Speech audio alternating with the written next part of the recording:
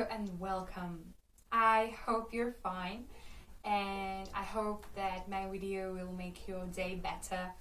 Maybe it will help you relax after a long, stressful day, or maybe it will just simply take you to another world of fantasy and stories, which is, I think, really needed in these times.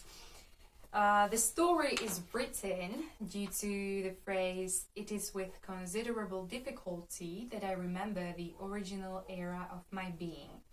This phrase is chosen from the book Frankenstein by Mary Shelley. And just take a seat or lie down or anything that's comfortable for you and enjoy. Isla's grandmother died a week ago. Chaos was everywhere, not even speaking about sadness and, well, depression in a very serious state. It was slowly taking over her mind and body. It started out of the blue. Everything was alright. Life is normal. Maybe even too normal. Isla was doing her job in a small office.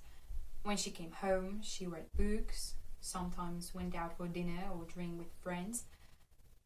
But one day, something in her mind has changed.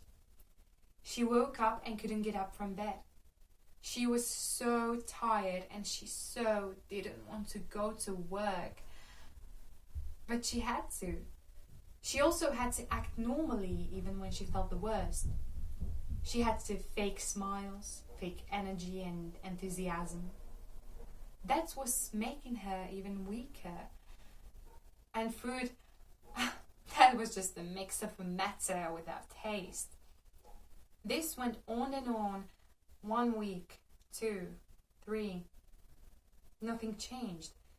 She wanted to cry, but she could not because, well, she didn't feel anything. Apathy only. Despair too. What could she possibly do with her life when she felt this way? When nothing seemed to have a purpose?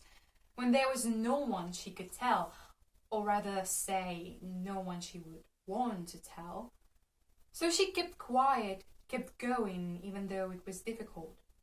She was beginning to be weaker, if it is even possible, more tired, and some very dark thoughts were present in her mind.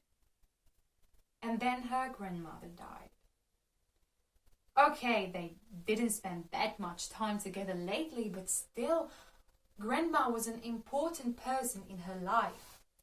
Isla spent her whole childhood in the old house where Grandmother lived, playing on the court, in the house's beautiful rooms, and outside with other children. As a teenager, she tried to help her as much as she could and was always impressed with Grandma's kindness and calm.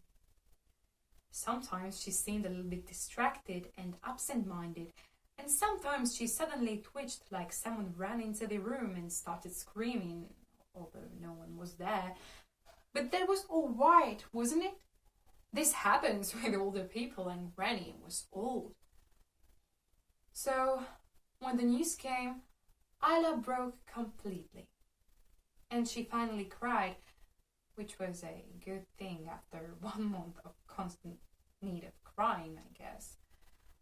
She decided to go to Grandmother's house to say goodbye, to clean it, take some memories. When she arrived to the village and saw the house, she felt even worse. It was so empty, so without life and colors, and very similar to Isla's condition. She couldn't help herself not to think about ending it all in this house. How symbolic would that be? She slowly opened the door and stepped in. Quiet like in a grave.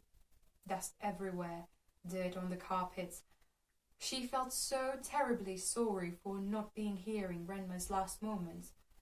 Isla walked through the house, staying in each room for a bit to memorize it, to absorb its atmosphere, and to see all the memories once again. Especially one room was her favorite, the library.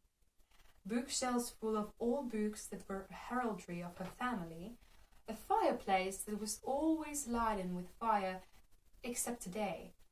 Isla felt a strong need to light it, so she did, and the library felt much cozier. She stood in front of the fireplace and looked at the old painting of a young woman pictured on it. The woman had white dress and sat in a white room full of lavenders and roses and candles, also a piano and some books here and there. Isla loved this painting. As she was looking at it, she saw something she has never seen in it before. A door behind the woman. Her brows wrinkled as she was trying to remember the door but failed.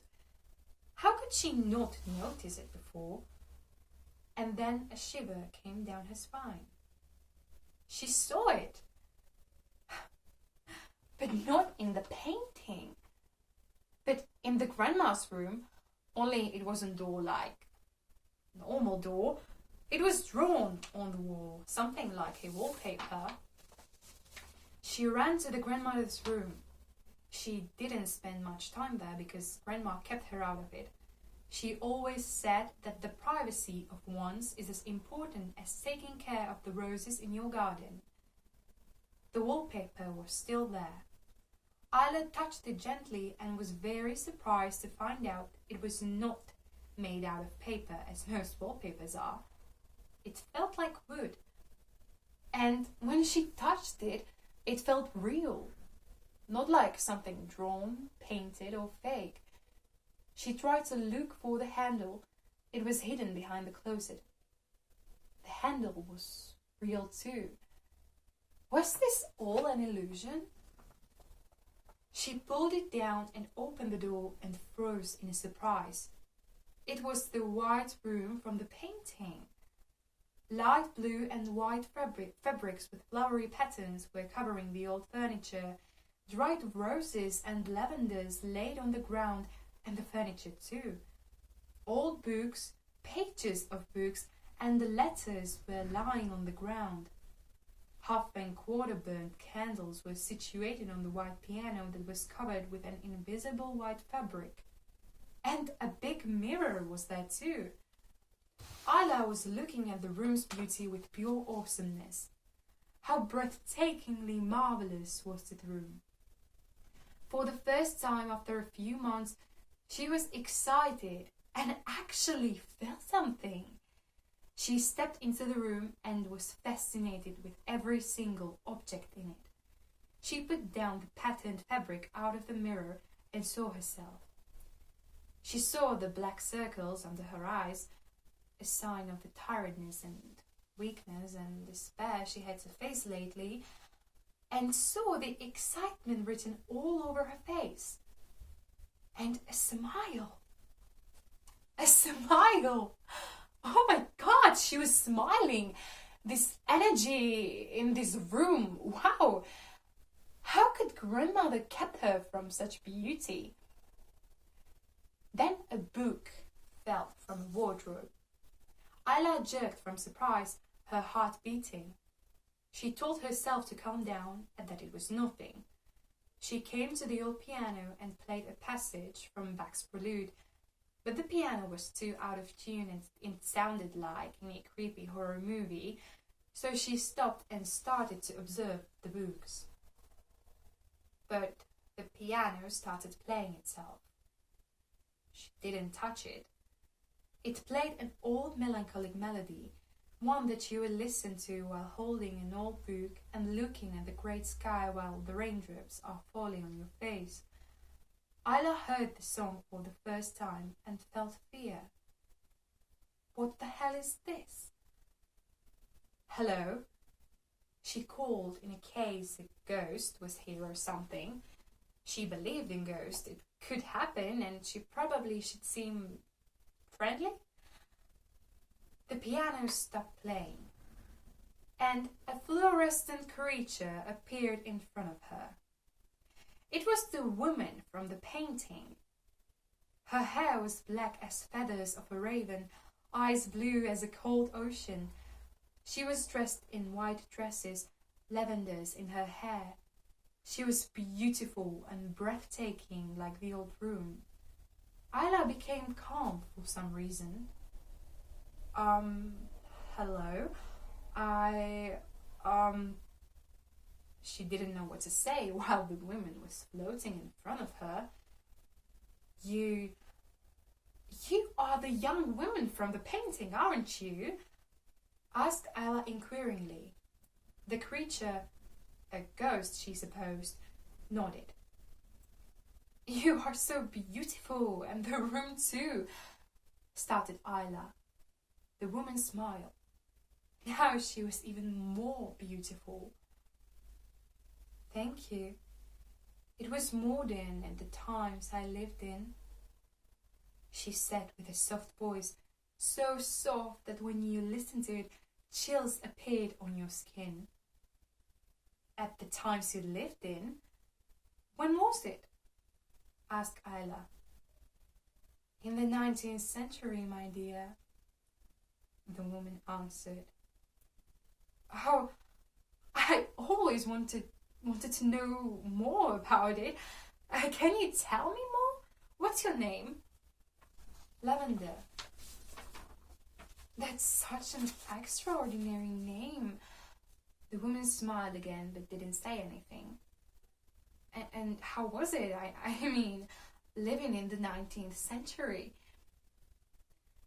It is with considerable difficulty that I remember the original era of my being. But somehow my memories are coming to me in huge waves right now. Isla was confused with this sentence and wanted to ask Lavender what she meant by saying it, but she continued, so Isla didn't get a chance to ask. But from the memories that are appearing in my mind, beautiful. I loved attending the balls, dancing with young men that all were suitable future husbands, or well, at least suitable for my family. I loved flowers, I loved wine, and I loved playing the piano. Of course, it was not all that perfect always. We had some difficulties, but I loved my life and I appreciated it surely until the day I took it from myself, she said with a low voice and sobbed. Isla felt sorry for Lavender and wanted to find out more. What happened? Lavender clenched her fists. I was playing the piano, composing my own song for the love of my life, William. It was supposed to be a gift from the bottom of my heart. But no one agreed with our plan to get engaged. He was a baker. I came from the royal family. If I married him, my life would be hard and I would make it hard for my family too, because our marriage would be a scandal. Oh, what scandal? I would throw a lifelong shame on my family if I married him. But love, oh love, it can do wild, huge things. It can move the mountains, it can heal, it can destroy. I was pregnant with William, but only I and Mary, my servant, knew. But my mother found out somehow and she didn't want to suffer in the lifelong shame and she started breathing heavily. Isla took a step closer to her. Hey, Lavender, I know it might be hard for you to talk about it, but maybe you will feel better when you tell me. Maybe I could help you. Lavender nodded.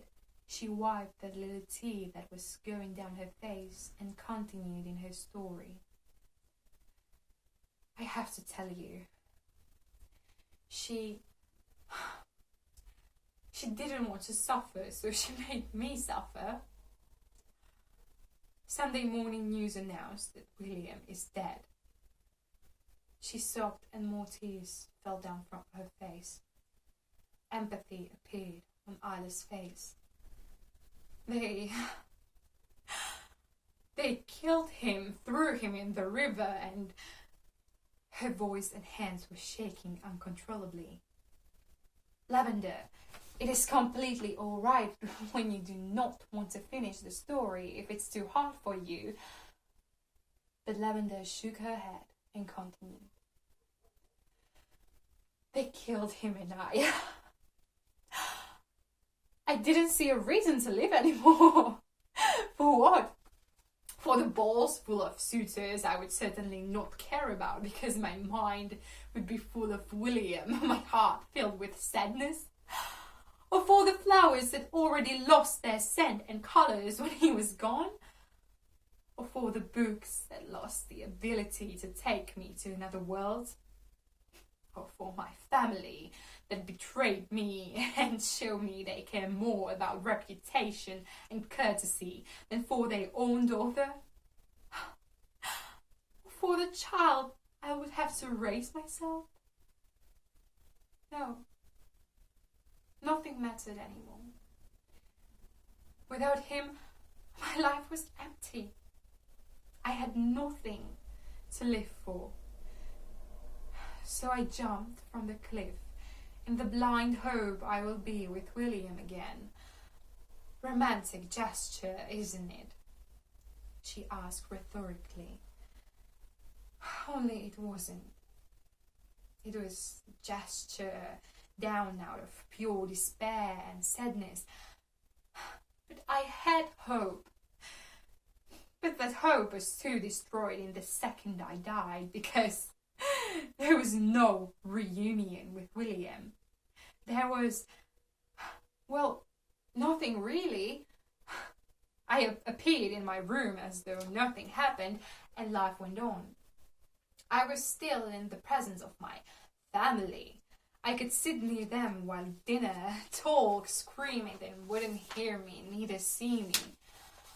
It was like I existed in another parallel world.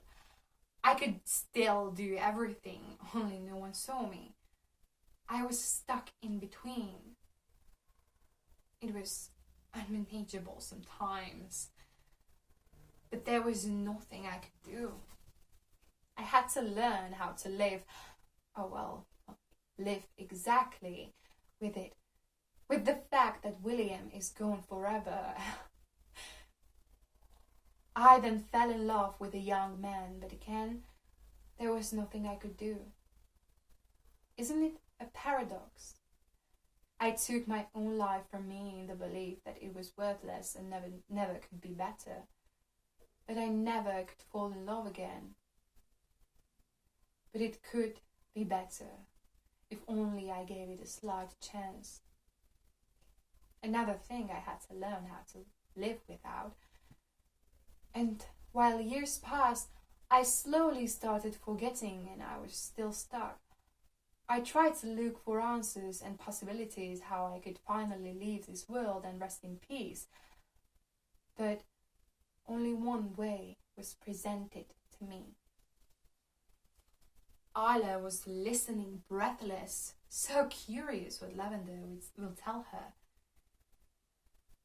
The answer is you, Isla, my dear, said Lavender. What? Asked Isla, all surprised. Yes. I was told by mediums that in the future, when I'll be patient enough, a young woman will find this room and meet me. She already will be in despair and depression as I was in your age, and she will come here with the thought to end it all. All my painful memories will come back to me and for what I've done, but I've killed myself. I am responsible to tell you that life is so worth it. That was the price I had to pay for my recklessness. To wait for years, long years to warn you and tell you my story, and that you should never ever think about death when you are in despair. It will all pass. It will all be all right one day, darling. She smiled. Isla rejected to absorb it at first, but what Lavender went through, what she realized. Was it really that bad with Isla's life? Okay, she cannot influence depression, but she can look for help, she can get through it, and then one day when it will all really pass, she can actually enjoy life. Alright, I like what you're thinking. Isla was so in her head that it took a good moment until she responded. You, Lavender, you saved my life. You showed me with your story that life is too precious to be thrown away like it was nothing. Thank you 100 times. Lavender smiled, and while she was fading away, she quietly whispered, "This is how it was supposed to be. You freed me, and there is nothing else to do than just thank you. Live, my dear, live." And she faded away completely. The end. I hope you enjoyed the story. Thank you for listening and thank you for watching. You can let me know about your opinion in the comments, or you can share my video. I am so thankful for everything, for your every single reaction. Also, you can text me on Instagram or Messenger or anything you like.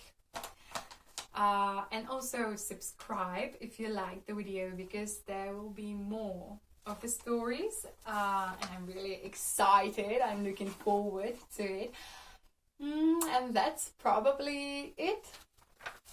Have a nice day. I hope that your day is better now. And I love you all.